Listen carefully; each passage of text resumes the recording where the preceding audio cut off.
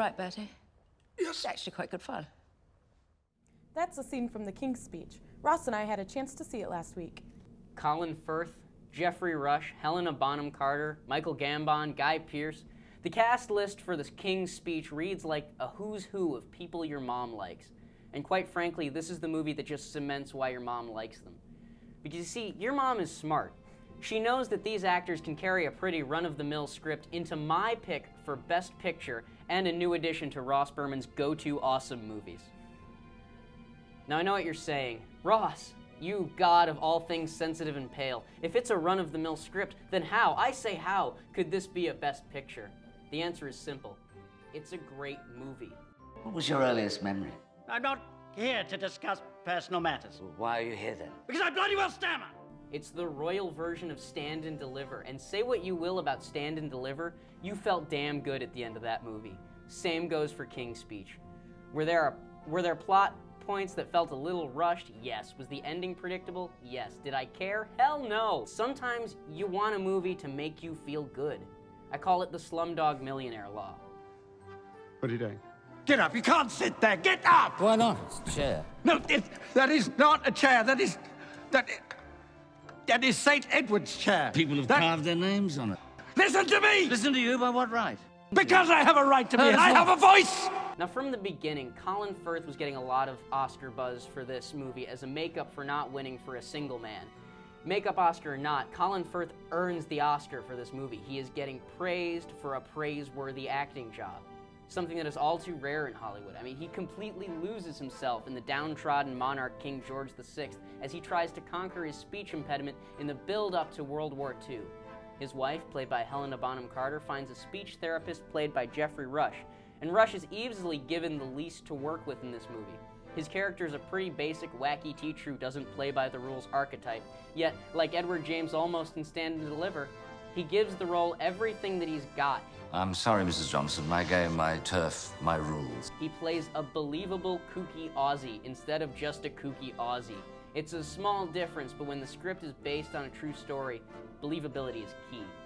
That's where the rest of the cast comes into the picture, because a Firth HBC Rush film is going to be good no matter what. So in a few months, when King's Speech comes out on DVD or Blu-ray, buy it. Put it on the shelf next to Heat and Forgetting Sarah Marshall and all of the other go-to awesome movies, and here's hoping that that DVD cover will read Best Picture winner. The King's Speech is worth the price of admission, the price of the DVD, and most importantly, the time. I loved it. I was going in, I was not sure what to expect because, well, The King's Speech doesn't sound like that interesting of a tale, and it's just about the king trying to get over his speech impediment. Exactly. It has that sort of, that period piece costume drama that comes out every year. Yeah, and I figured how dramatic can someone trying to overcome their speech impediment be, you know? And provenly, actually kind of funny. Yeah. At the end of the day, while there were some very serious moments, it was a very lighthearted film. I mean, it was, like I said, Geoffrey Rush was just kooky the whole time, and you loved it.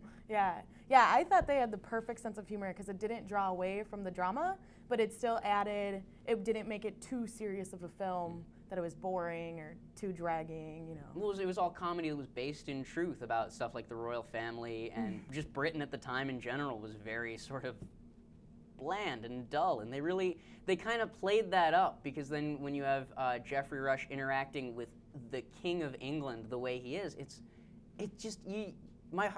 I don't want to sound like a cliche. My heart was warmed by that movie. I was melted inside. When we left, it was a pouring rain out, and I did not care.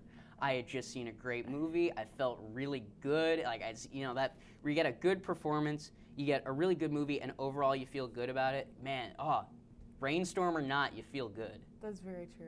Yeah, and I like the Slumdog Millionaire law. It's the same sort of principle. I mean, were either of those movies perfect? No. But were they awesome? Yes. And were they awesome enough for a Best Picture? Hell yeah. Yeah, and it was definitely a different role for most of those actors. Helena Bonham Carter was playing like a queen who was, you know... She was reserved. Mm-hmm. She was a legitimate human being for once, instead of having to play, my hair's all weird and I'm kind of crazy. Now she gets to play that regal, the Queen Mother. I mean, and especially if you've seen a movie like The Queen and you're sort of piecing it together because King George VI was the one that came right before Elizabeth II. Yeah. And it was kind of bittersweet because you know that King George VI, he doesn't stay in power for very long. He ends up out, he dies by like the 50s, and then Elizabeth, who they showed at the end, hey Elizabeth, how you doing? I felt that was a little bit of like a shot in the ribs, but Yeah. otherwise I liked it. Yeah. But yeah, so you enjoyed it. I enjoyed it. Yeah, Overall, it this was movie great. is definitely It was worth the great. price of admission.